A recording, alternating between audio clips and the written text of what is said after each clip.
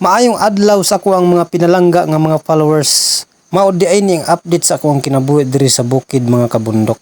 Mangharvest data sa atong tinanom nga abaka diri sa bukid mga kabundok. Kay diri sa bukid mga kabundok mao ra gyud madali-dali nga pangwarta kining abaka mga kabundok. Mao nang naamoy kwarta mga kabundok, i-invest gyud ninyo pagpalit og sa abaka mga kabundok para nga napod tay ma-harvest panahon nga tinggutom na mga kabundok. Wala gid nako nalimtan ang ingani nga trabaho mga kabundok tungod kay nagdako gid ko diri sa bukid. Mao gid ang paginabuhi sa una nga mga panahon mga kabundok. Mao nang dili gid nako uwad-on sa ko ang kinabuhi kining pagpangagot og abaka kay dinhimi na buhi mga kabundok. Mao ni ako ang manghud mga kabundok. Kaming managsuon mga kabundok magtinabangay gid mi panahon sa ting trabaho. Tungod kay ang among amahan ug inahan nagkasakit-sakit na mga kabundok, mao nang kami na lang gid maglihok managsuon mga kabundok.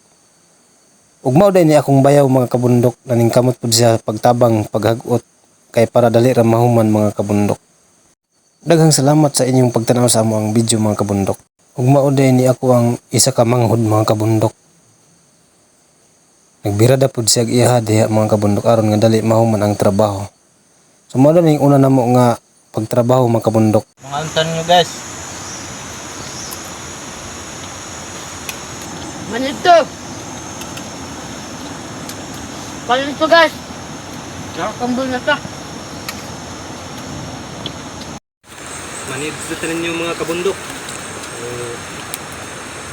Manid magkaunta kay para kusgan mo trabaho. Mauro na mga kabundok, maayong adlaw diha kaninyo.